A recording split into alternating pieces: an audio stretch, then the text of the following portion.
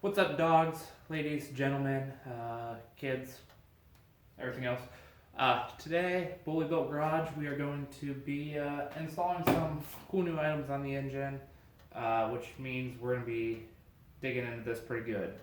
So we're going to be installing some new IAG TGV deletes, as well as phenolic spacers. I got the 8mm ones.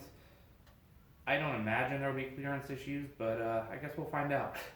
But that's to eventually go to a rotated intake at some point, as well as some P&L exhaust or air pump block-off plates. So I have both these right here. I'll show you them in a second. Then we will get into tearing this baby apart some. All right. So I apologize for maybe the odd camera angle. But first, we just have these little P&L air pump delete plates.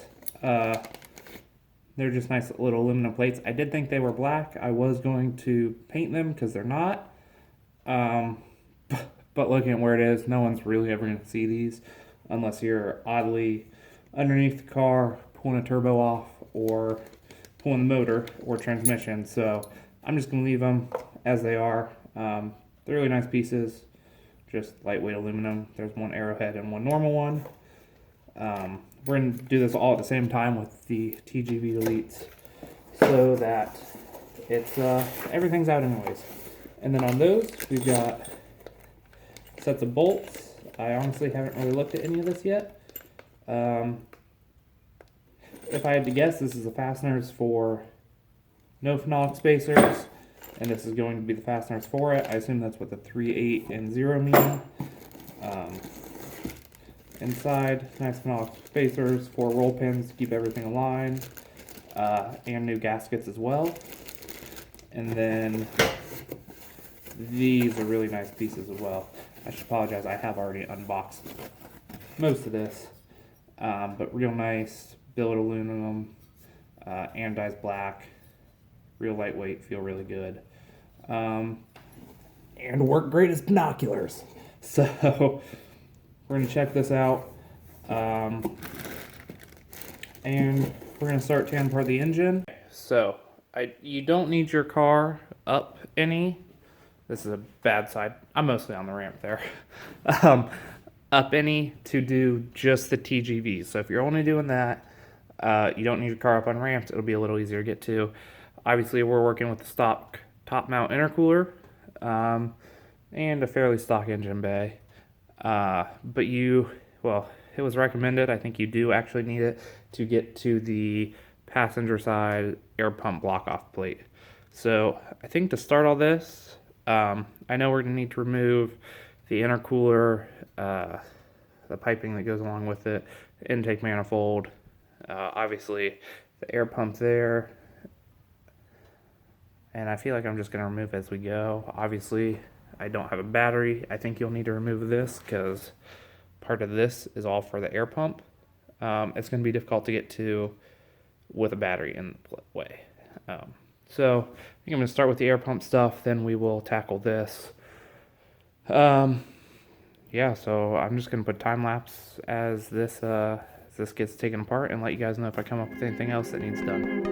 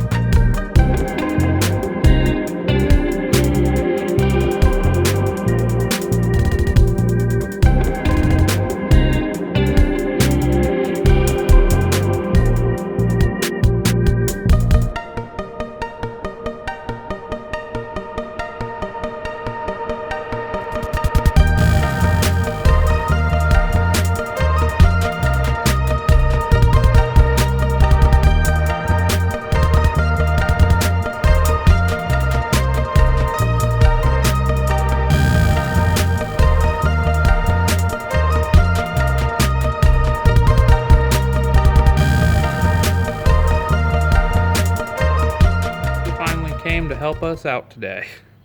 I'm just kidding. It actually turned out to be a nice day. It was 70 out 2 days ago, and it snowed yesterday, and I don't know. It's a nicer day. It's about 45. But gotta love Ohio. So here's where we are with this. I took off like the throttle body, the boost control solenoid, a bunch of these hoses. You can see I labeled a bunch of them because I don't want to be fighting to get it back together later. And right here we have the TGV, or is it tumble generator valve, for the passenger side, and our coolant. I should have done a little more research. I feel like I'm going to have to either, at the very least, pull off the coolant or the fuel. I don't know which is the preferred or correct, I guess. But I think everything's actually physically disconnected from the intake manifold. I just have to undo all the bolts on it, and I think I'm going to pull that off so I can at least like tip it up this way. Because that runs in between, and then of course these fuel lines run in between. And the other thing I don't know is, do I need to pull these off? I mean, I assume I'll have to pull them off, but I don't know when. Yeah, so that's kind of where we are. I'll get that coolant drained and get another time lapse going. But you can see there's one of our air pump valves, and the other one's still buried under the intake manifold. So I'm gonna get started on that now.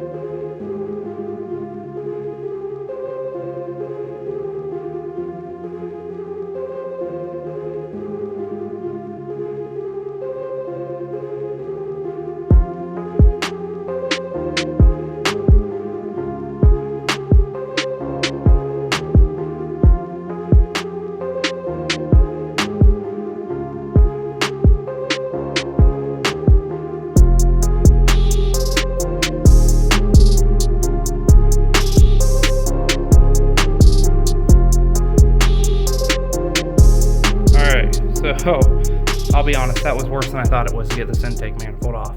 But we have the intake manifold off. That is sitting there. And then these stupid brackets, which will not be going back on, seem to be a biggest issue. Then intake manifolds, fuel rails.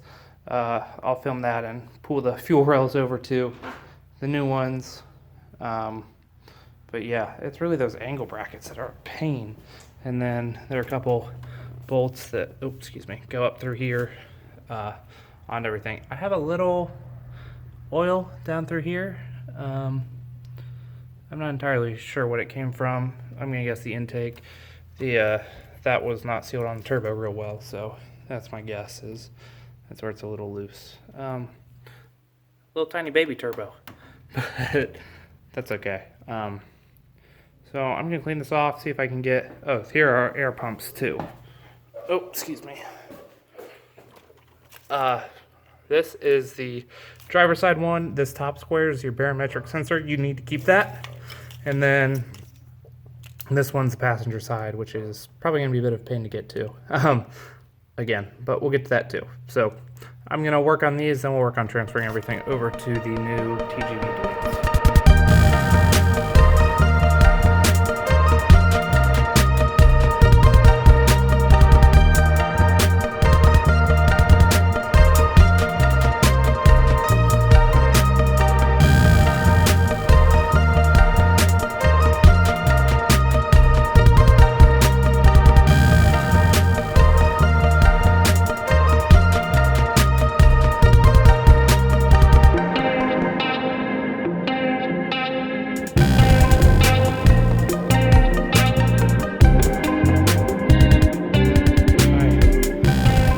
Valves or block offs put in. I want to preface this saying I know this is not the right use of this. I had one bolt undone, but I didn't want to take off the up pipe to get to the other one, so I'm going to put it for there for now, and whenever we get to another exhaust, we will put this where it's supposed to be. And then, I don't know if you're going to be able to see, that nice shiny plate right down there is the new one. That you really can't get to from the top or the bottom. But we're going to work on changing everything over to these now, and keep going with our new TGVs.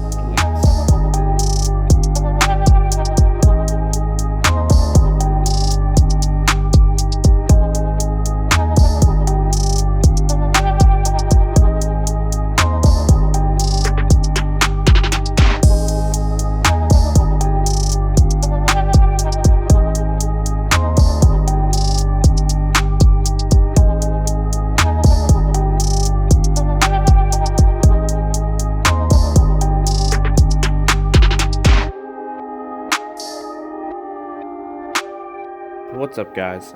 So sorry about the last videos. I was in a rush. My camera died, and yeah, so it's a nice cold brisk morning in Ohio, mid-April, 25 degrees, so it's lovely. But basically where we stopped, got the TGV deletes mounts in, fuel rails back on and mounted, everything's seated as it should be, both sides. So, if you remember right, there were metal brackets on both of these, if I can find them. Oh, here we go. Metal brackets like these. I can't figure out if those served any purpose besides covering the fuel rails and the wiring, but it made it a pain to get out, so we're not going to put them back on. But really from here, all we have to do is get the intake manifold back on, and the intercooler back on, and button everything back up. So that's where we're going to start this morning. Hopefully there's a lot smoother.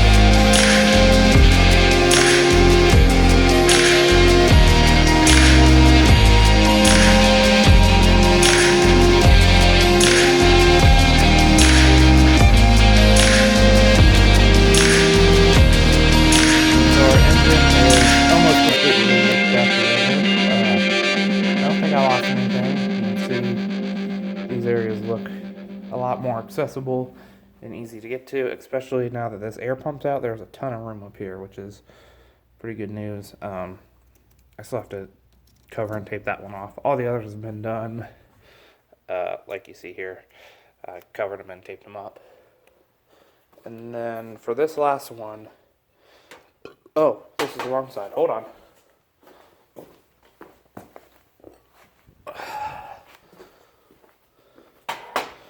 This last one, this big square piece is the barometric sensor that we still need. So we're going to cut this out and plug it in and get it out of the way.